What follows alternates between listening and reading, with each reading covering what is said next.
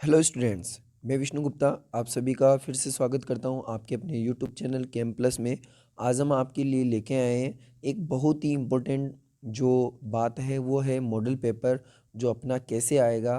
वो हम एग्ज़ाम में जो पैटर्न है वो क्या रहेगा अपने ट्वेल्थ क्लास का। तो ट्वेल्थ जो केमिस्ट्री जो अपना पेपर है उसका जो पेपर आएगा वो किस प्रकार से आएगा उसके बारे में हम आज डिस्कस से जानकारी करेंगे। ठीक है भाई, तो चलें स्टार्ट करते हैं। देखो ये है अपना आरबीसी बोर्ड के लिए। मैं आप सभी को बता दूं कि ये आरबीसी बोर्ड के लिए है जो मॉडल पेपर है। बताया जाएगा इसमें कि किस प्रकार से अपना एग्ज़ाम मतलब पेपर आएगा कि क्योंकि ये 40% सिलेबस कम हो चुका है और 60% अपने को सिलेबस पढ़ना है।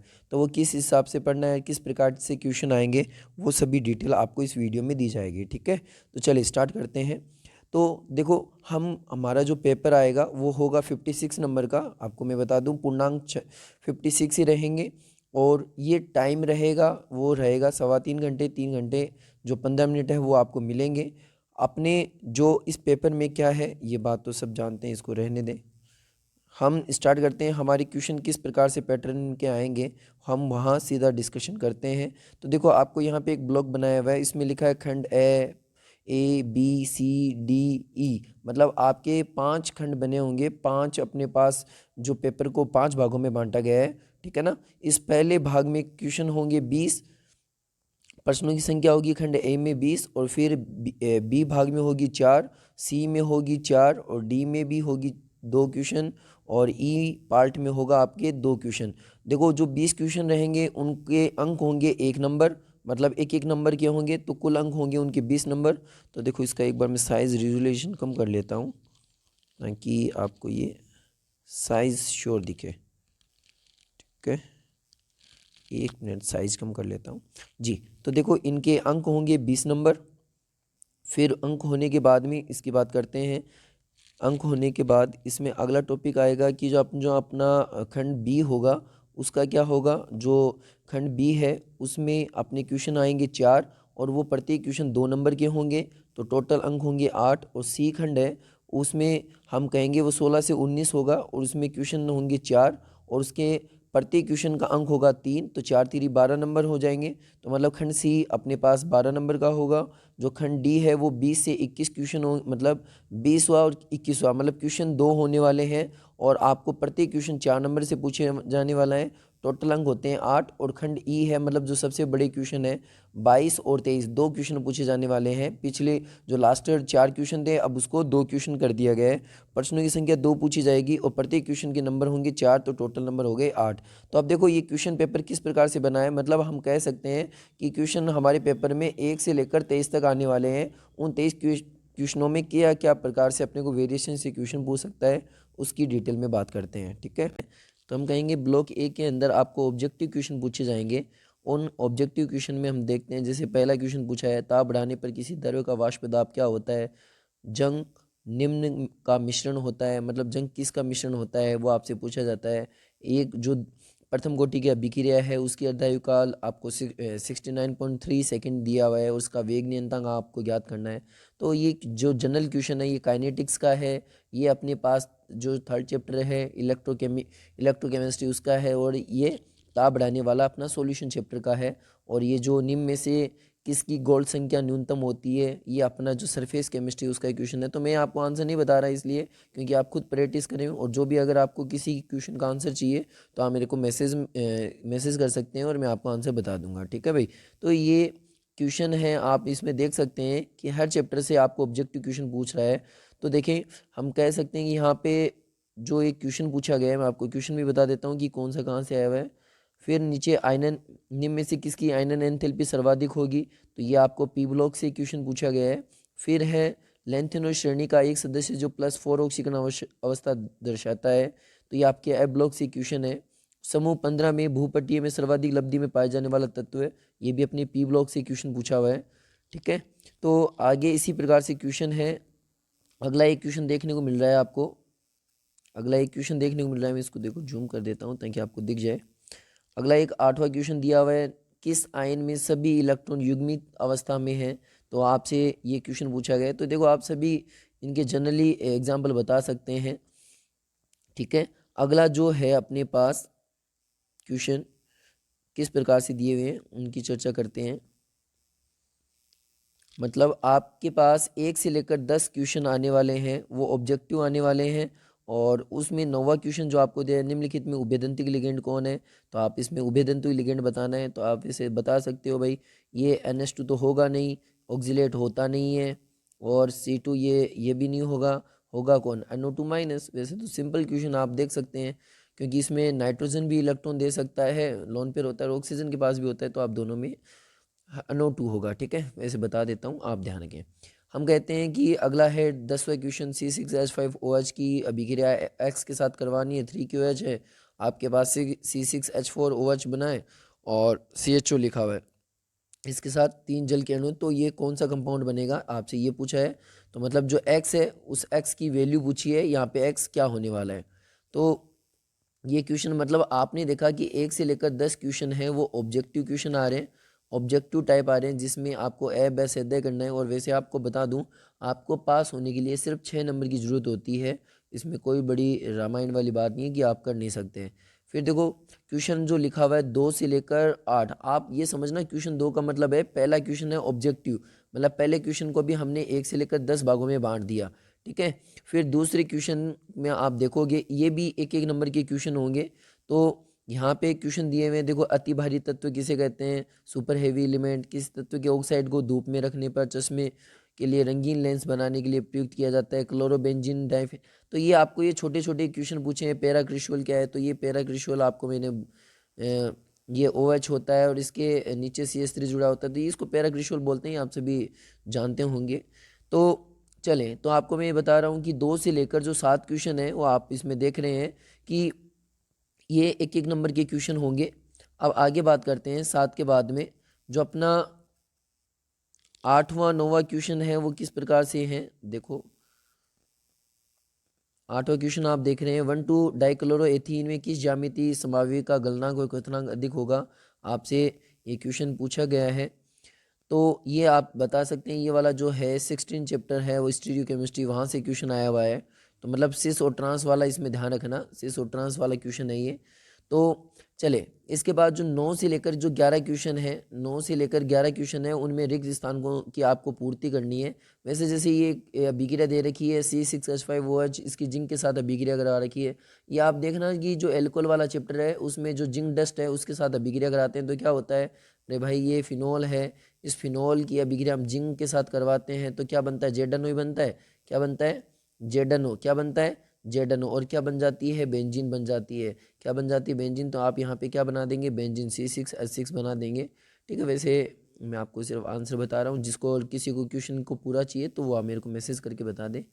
अगला है 10वां क्वेश्चन, एथेनॉल और ईथर का मिश्रण के नाम में पेंटोल के स्थान पर क्या उपयोग किया जाता है। और अगला क्वेश्चन है, एथेनोइक अम्ल का लिथियम एल्यूमिनियम हाइड्राइड द्वारा अपचयन से क्या बनता है। तो आप अपचयन वगैरह रिडक्शन है वो अपने 10 चैप्टर और 11 चैप्टर दोनों में ही है।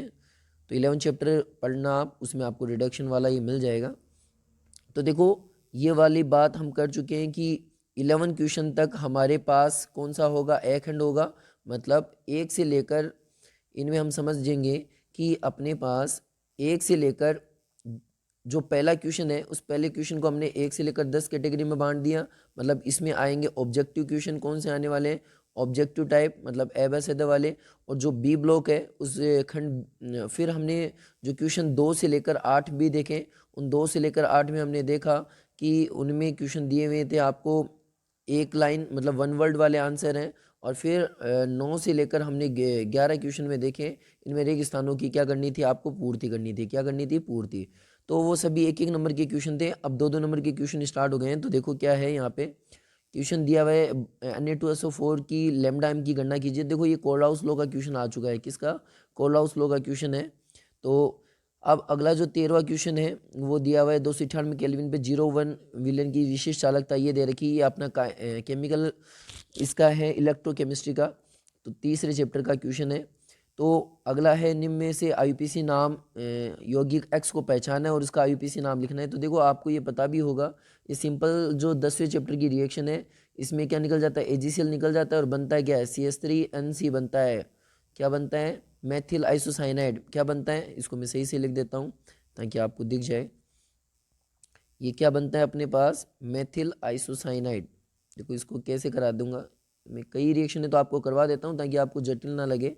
CH3N ट्रिपल बॉन्ड C, ठीक है, मिथाइल आइसोसाइनाइड बनता है।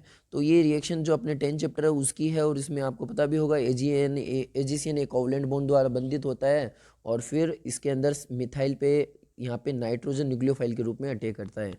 चले फिर जो लास्ट इसका, इसमें 2 क्वेश्चन आपसे पूछे हैं 14 में पहला क्वेश्चन तो रिएक्शन पूछ ली, दूसरा आपको क्या पूछ लिया, CH3Cl का जो कक्षक आरेख है, आपको जो कार्बन है उसका जो sp3 हाइब्रिड ऑर्बिटल को क्लोरीन से जो बंद बना के दिखाना था। जैसे मैं आपको बता दूं कि ये sp3 ऑर्बिटल हम बनाते हैं, sp3 ऑर्बिटल बनाते हैं। इस sp3 ऑर्बिटल के अंदर एक्चुअल में इस कार्बन को ऐसे दिखा दूं तो 1 मिनट इसको साफ कर देता हूँ। देखो sp3 ऑर्बिटल बनाते हैं, मैं एक बार छोटा सा नमूना दे देता हूँ ताकि आपको ध्यान रहे कि हमें ऐसे बनाना है, ठीक है भाई।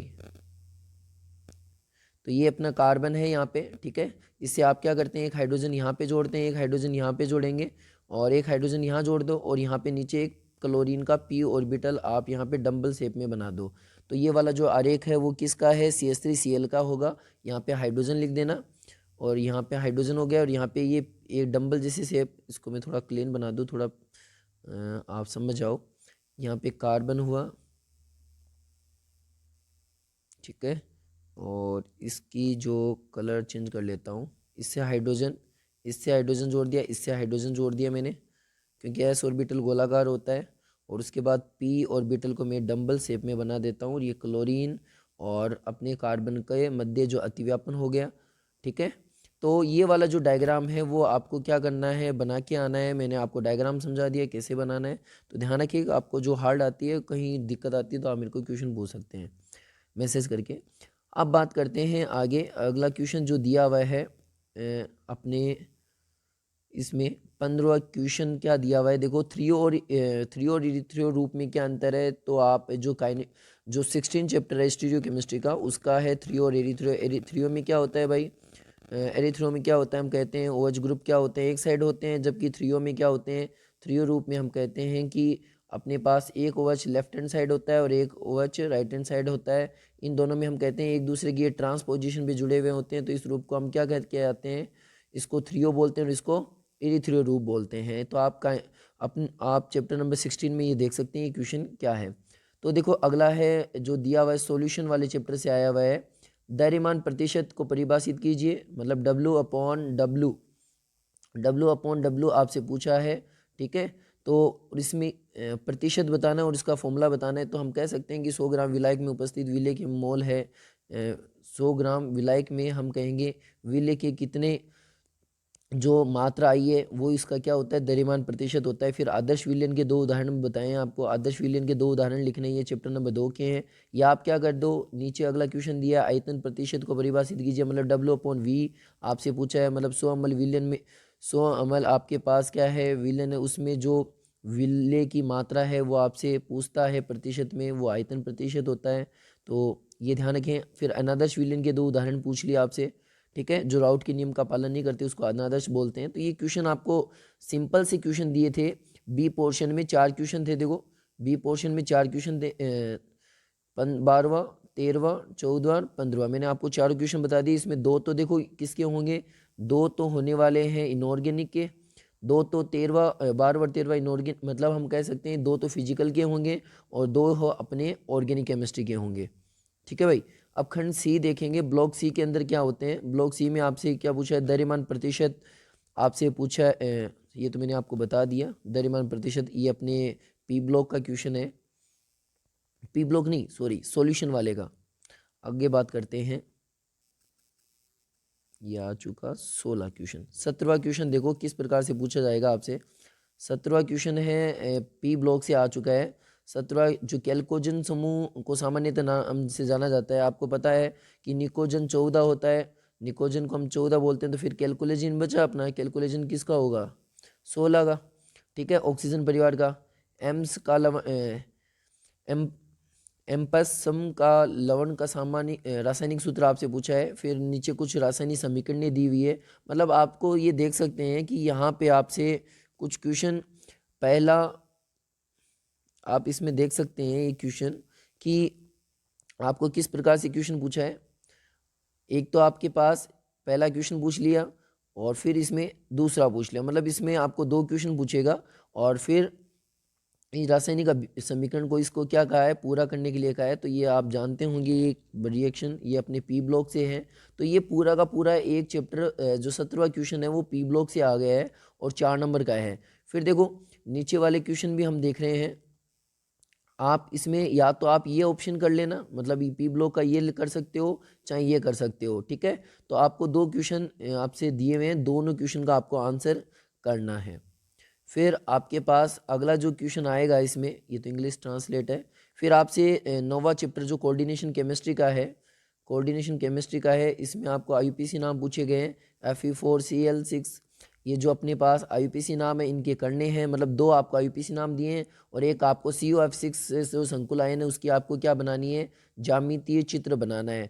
तो आपको मतलब ज्यामितीय चित्र करता है, यहाँ पे वीबीटी पूछी है आपसे, क्या पूछी है, वीबीटी पूछी है इसकी। आप इसकी वीबीटी के अकॉर्डिंग इसका क्या करेंगे, आंसर लिखेंगे, ठीक है। या तो आप ये दो क्वेश्चन लिख लें या आप इन दोनों को समझा सकते हैं। इन दोनों के आईयूपीसी नाम और NaCl4 की ज्यामितीय जो चित्र है वो आपको बनाना है, वीबीटी के अकॉर्डिंग बनाते हैं हम, ज्यामितीय डायग्राम पता होगा आपको। चले, तो ये दो क्वेश्चन हो गए इनके अथवा में। तो ये अपने पास टोटल क्वेश्चन 18 हो चुके हैं।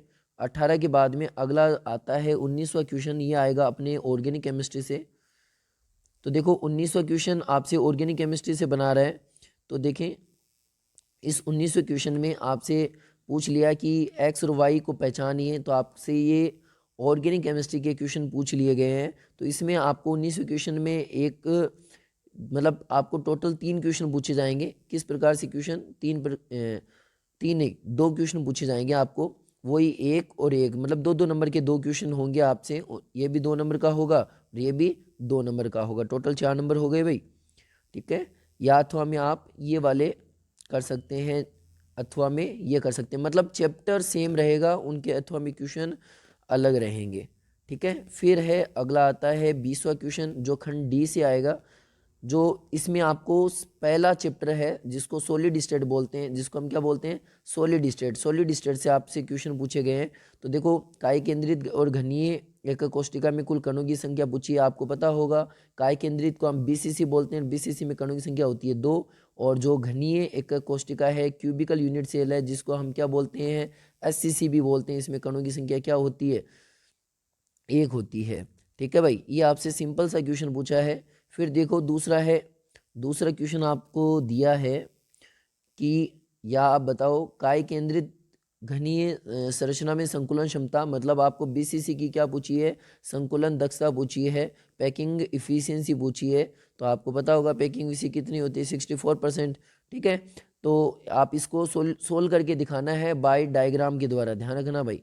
काय केंद्रित घनीय कोष्टिका में ब्रेवे क्रिस्टल जालक की संरचना पूछी है कि जो BCC होते हैं, BCC मतलब जिसको बॉडी सेंटर्ड बोलते हैं, उसमें जो ब्रेवे क्रिस्टल जालक की जो संरचना है वो कैसे बनाएंगे वो आपसे पूछी है, मतलब BCC में ब्रेवे जालक क्रिस्टल संरचना कैसे बनेगी।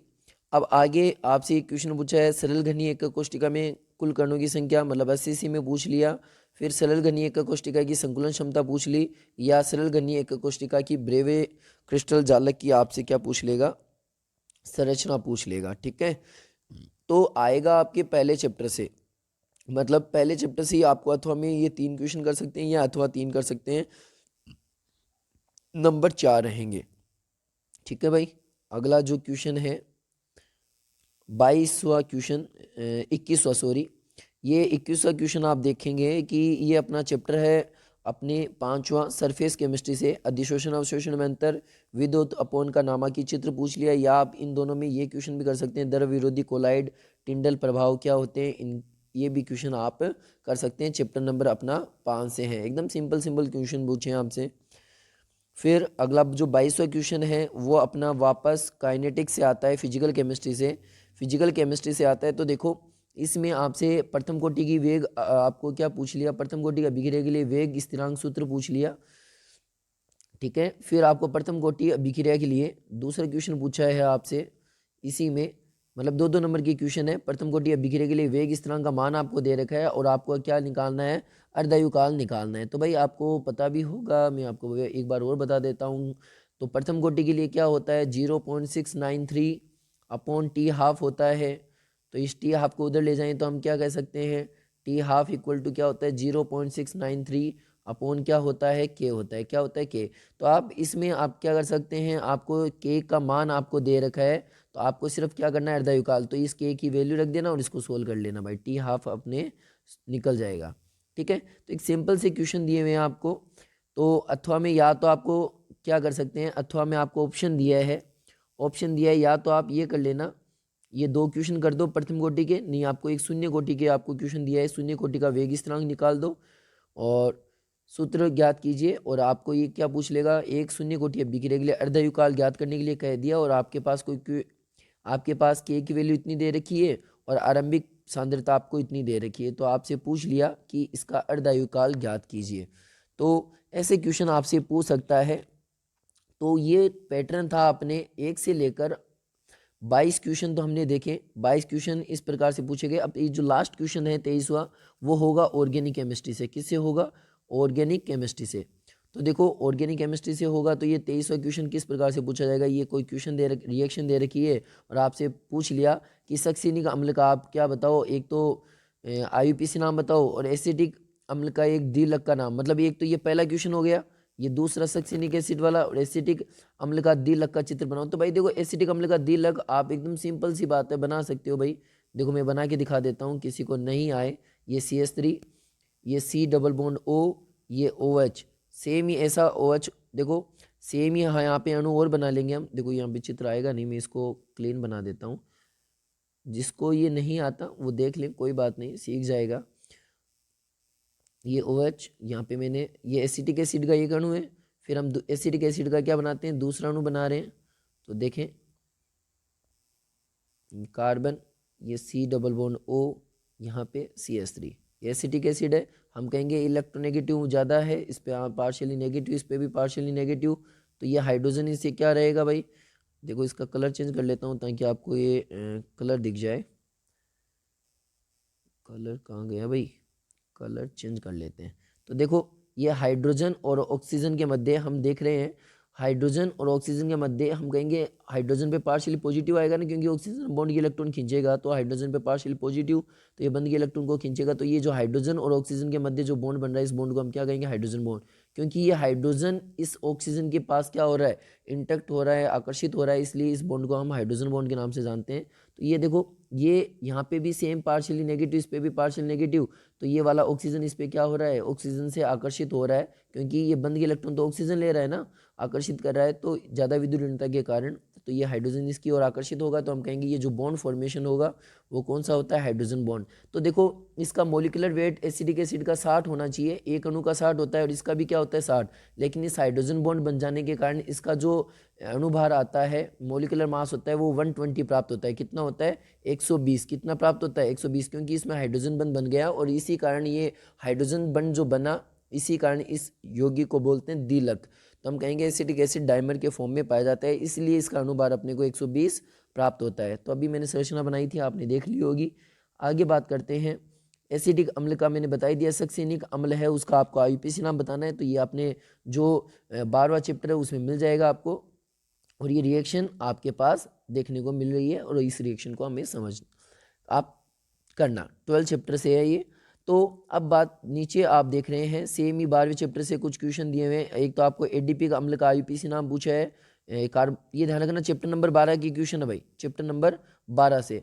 तो मैंने आपको पैटर्न बता दिया है, कैसे पैटर्न आने वाला है, आपके पैटर्न का तरीका बता दिया मैंने। तो इसीलिए आपको कोई दिक्कत और कोई क्वेश्चन में आपको पूछना हो तो आप मेरे से मैसेज करके आप बता सकते हैं, आपको क्या समझ में नहीं आया। तो आपको ध्यान रखना है कि अपने पेपर में 1 से लेकर 23 क्वेश्चन होने वाले हैं। उस पहले क्वेश्चन में आपको 10 क्वेश्चन दिए जाएंगे, ठीक है। पहले क्वेश्चन में 10 क्वेश्चन होंगे ऑब्जेक्टिव टाइप के, फिर जो दूसरा से लेकर मतलब जो सेकंड से लेकर जो अपने आगे क्वेश्चन थे वो भी अपने 2 से लेकर जो 8 क्वेश्चन थे वो भी 1 नंबर के थे, और 8 से फिर आगे हमने अभी पढ़ा कि वो 1-1 नंबर और रेगिस्तान के रूप में हमारे सिलेबस पूछा जाएगा। तो आपको मैंने पूरा पैटर्न बता दिया है। कुल जो क्वेश्चन आने वाले हैं, प्रत्येक जो क्वेश्चन है वो 23 क्वेश्चन आने वाले हैं 23, और उनका जो अंकों का भार होगा वो होगा 56। ठीक है। और भी कोई दिक्कत हो, आपको क्वेश्चन हो, तो आप मेरे को मैसेज करके आप बता सकते हैं, सर यहाँ हमें प्रॉब्लम आ रही है, वो समझा दो। ठीक है भाई, थैंक यू सो मच।